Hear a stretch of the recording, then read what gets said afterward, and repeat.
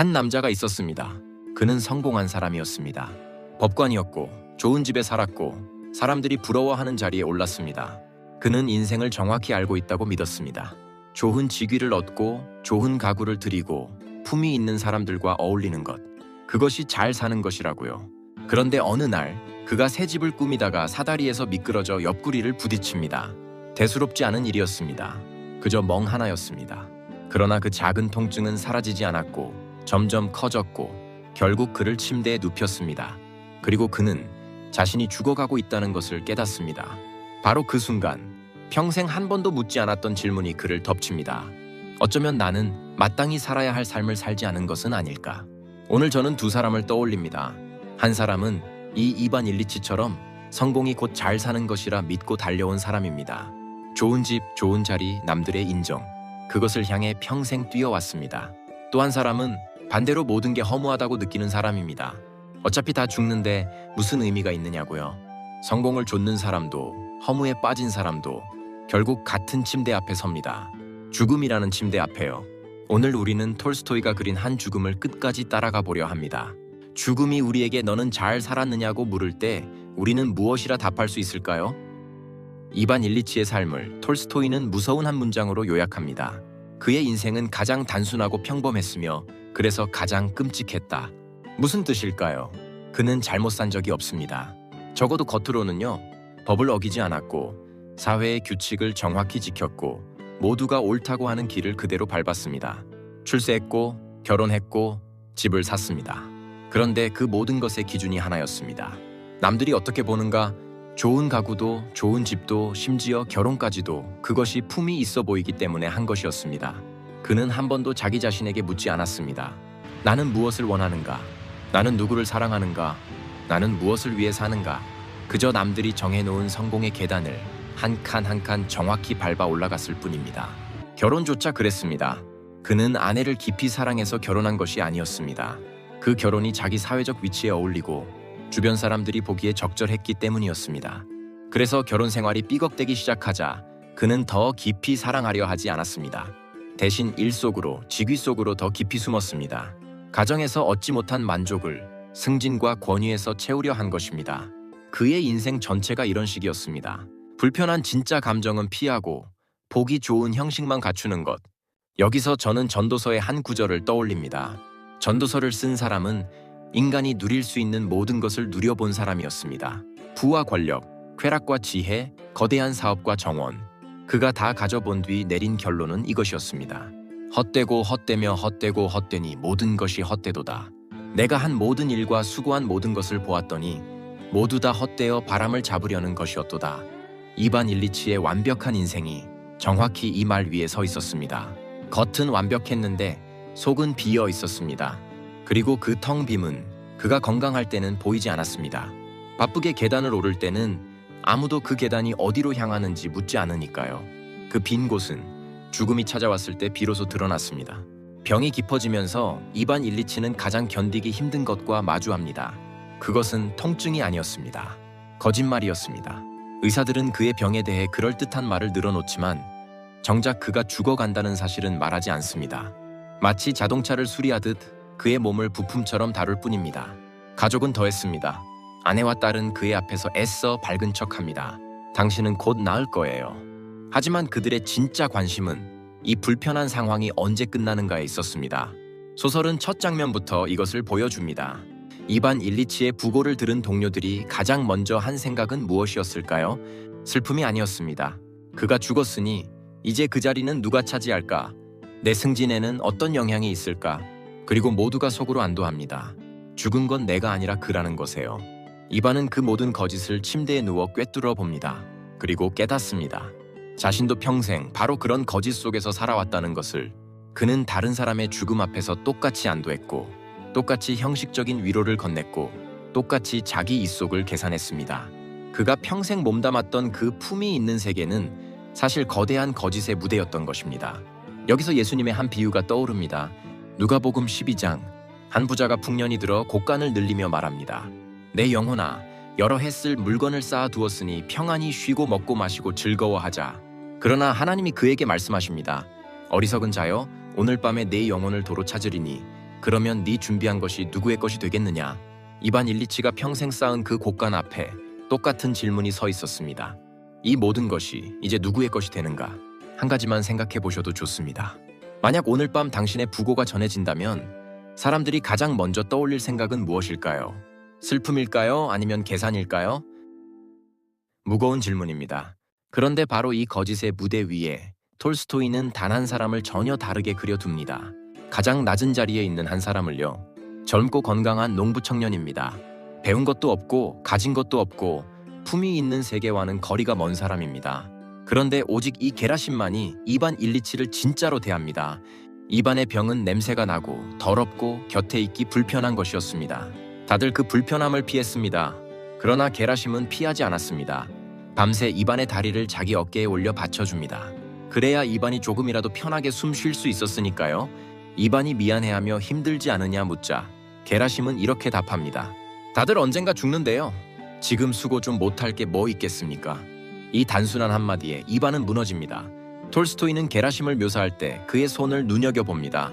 거칠고 두툼한 일하는 농부의 손. 매끈하고 품위 있는 손이 아니었습니다. 그런데 죽어가는 사람을 진짜로 위로한 것은 바로 그 거친 일손이었습니다. 게라심은 죽음을 숨기지 않았습니다. 거짓으로 위로하지 않았습니다. 다만 죽어가는 사람 곁에 그냥 있어 주었습니다. 이반이 평생 그토록 쌓아 올린 지위와 학식과 재산은 죽음 앞에서 아무것도 해주지 못했습니다. 그런데 가장 낮은 자리에 가장 배우지 못한 이 청년의 따뜻한 손길이 그를 가장 깊이 위로했습니다. 여기서 저는 예수님을 봅니다. 마가복음 10장 45절. 인자가 온 것은 섬김을 받으려 함이 아니라 도리어 섬기려 하고 자기 목숨을 많은 사람의 대속물로 주려 함이니라. 세상은 높은 자리에 오르는 것을 성공이라 부릅니다. 이반도 평생 그렇게 믿었습니다. 그러나 죽음의 침대 곁에서 진짜 위로가 된 것은 가장 낮은 곳에서 섬기는 손이었습니다. 게라심은 자기도 모르게 예수님의 모습을 비추고 있었던 것입니다. 낮아짐으로 섬기는 사랑, 그것만이 죽어가는 사람에게 닿았습니다. 죽음이 점점 가까워지면서 이반은 사흘 밤낮을 비명 속에서 몸부림칩니다. 꼬박 사흘 동안 그는 검은 자루 속으로 떠밀려 들어가는 것 같은 고통 속에서 울부짖었습니다. 그런데 그를 가장 괴롭힌 것은 통증이 아니었습니다. 평생 외면해온 진실이 죽음 앞에서 더 이상 도망칠 수 없게 그를 붙든 것입니다. 마음 깊은 곳에서 한 질문이 끈질기게 올라왔습니다. 내가 잘못 산 것은 아닐까? 처음에 그는 이 질문을 밀어냅니다. 아니야. 나는 모든 것을 올바르게 했어. 법대로, 규칙대로, 남들 하는 대로 다 했어. 그런데 바로 그 남들 하는 대로가 문제였습니다. 그는 깨닫기 시작합니다. 자신의 인생에서 진짜였던 순간은 사회의 사다리를 오르던 때가 아니라 아주 어릴 적에 순수했던 기억들 뿐이었다는 것을, 높이 올라갈수록 진짜 삶에서는 점점 멀어졌던 것입니다. 그는 묻습니다. 그렇다면 어떻게 살았어야 했는가? 무엇이 옳은 삶이었는가? 이것이 이 소설의 심장입니다. 그리고 이 질문은 사실 우리 모두를 향한 질문입니다. 우리도 매일 계단을 오릅니다. 더 좋은 자리, 더 좋은 집, 더 많은 인정. 그런데 그 계단이 어디로 향하는지는 좀처럼 묻지 않습니다. 성경에는 자기가 잘못 살았다는 것을 깨달은 또 한 사람의 이야기가 있습니다. 누가복음 15장의 탕자입니다. 그는 아버지의 재산을 들고 먼 나라로 가서 가진 것을 다 허비합니다. 그러다 돼지 먹이로 배를 채워야 하는 밑바닥에 이르렀을 때 비로소 정신이 듭니다. 내가 아버지께 죄를 지었구나. 내가 잘못 살았구나. 언뜻 보면 탕자와 이반은 정반대입니다. 탕자는 너무 방탕하게 살아서 잘못이었고 이반은 너무 반듯하게 규칙대로만 살아서 잘못이었으니까요. 그런데 두 사람의 끝은 같은 자리였습니다. 둘 다 자기 인생에서 정작 자기 자신을 잃어버렸다는 것. 한 사람은 욕망에 빠져서, 한 사람은 체면에 갇혀서. 길은 정반대였지만 도착한 곳은 똑같이 텅 빈 자리였습니다. 그러나 탕자의 이야기에서 가장 중요한 것은 그 깨달음이 그를 절망으로 끝나게 하지 않았다는 것입니다. 그 깨달음은 그를 일으켜 아버지께로 돌아가게 했습니다. 그리고 아버지는 그 아들이 멀리서 오는 것을 보고 달려나가 끌어안았습니다. 내가 잘못 살았다는 고백은 인생의 마지막 절망이 아니라 진짜 인생의 첫 출발점이 될 수 있습니다. 이반 일리치에게도 그 순간이 다가오고 있었습니다. 그런데 그 마지막 장면으로 들어가기 전에 한 가지는 정직하게 짚고 가야 합니다. 톨스토이는 위대한 작가였지만 정통신앙을 끝까지 지킨 사람은 아니었습니다. 그는 말년에 교회와 갈라섰고 예수의 부활과 신성, 기적을 받아들이지 않았습니다. 그에게 예수는 하나님의 아들이라기보다 가장 지혜로운 스승에 가까웠습니다. 그래서 그가 이 작품 끝에 그린 빛도 부활하신 그리스도를 또렷이 가리킨 것이라기보다 죽음 앞에서 인간이 마주하는 어떤 진실에 가깝습니다.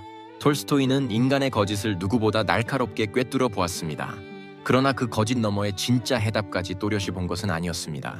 그러니 지금부터 우리가 볼 그 마지막 장면은 톨스토이가 데려다준 문 앞까지입니다. 그 문 안으로 한 걸음 더 들어가 빛의 이름을 부르는 것은 성경의 몫입니다. 자, 이제 그 마지막 장면입니다. 이반이 죽기 직전 놀라운 일이 일어납니다. 사흘간의 비명이 끝나갈 무렵 그의 어린 아들이 침대 곁으로 다가와 아버지의 손등에 입을 맞추고 흐느낍니다. 그 순간 이반의 마음에서 무언가가 열립니다. 평생 자기 자신만을 향했던 그 마음에 처음으로 다른 사람을 향한 연민이 차오릅니다. 아들이 불쌍했고 아내가 불쌍했습니다. 자신이 그들을 고통스럽게 하고 있다는 것을 깨닫습니다. 그는 생각합니다. 이 상황을 바로잡아야 한다. 그들을 놓아주어야 한다. 그리고 그는 용서해 달라고 말하려 했습니다. 그런데 입에서는 비슷한 발음의 다른 말이 새어나왔습니다. 가게 해달라. 말은 헛나왔지만 그 마음만은 분명했습니다. 평생 거짓 속에 살던 그가 처음으로 진심을 담아 용서를 구한 것입니다. 누구에게랄 것도 없이 그저 존재 전체로요. 그 진심을, 헛나온 발음 너머의 그 마음을 누군가는 분명히 듣고 계셨습니다. 바로 그 순간 평생 그를 짓눌렀던 죽음의 공포가 거짓말처럼 사라집니다. 그는 죽음을 찾았지만 죽음이 없었습니다. 대신 그 자리에 빛이 있었습니다. 이반 일리치는 외칩니다. 이제 죽음은 끝났다. 죽음은 더 이상 없다. 그리고 그는 평생 처음으로 평안 속에서 숨을 거둡니다. 그를 지켜보던 누군가가 말합니다. 끝났습니다. 그러나 정작 이반이 마지막에 본 것은 끝이 아니라 빛이었습니다. 톨스토이가 그린 이 빛은 무엇이었을까요? 평생 자기를 위해 움켜쥐던 손을 그가 처음으로 폈을 때 자기를 비우고 타인을 향한 연민으로 마음을 열었을 때 그때 빛이 들어왔습니다. 그리고 그 빛 너머에 성경은 한 분을 또렷이 보여줍니다. 나는 부활이요 생명이니 나를 믿는 자는 죽어도 살겠고 무릇 살아서 나를 믿는 자는 영원히 죽지 아니하리라. 이반이 마지막에 본 그 빛의 정체를 예수님은 이미 이렇게 말씀해 두셨습니다. 죽음이 끝이 아니라는 것, 그 너머에 생명이 있다는 것. 그런데 이 빛은 이반이 스스로 만들어낸 것이 아니었습니다. 빛이 이미 거기 계셨기에 그의 닫힌 마음이 비로소 열린 것입니다. 이 영상을 보고 계신 여러분, 지금 이반 일리치처럼 성공의 계단을 정신없이 오르고 계신 분이 있을 것입니다.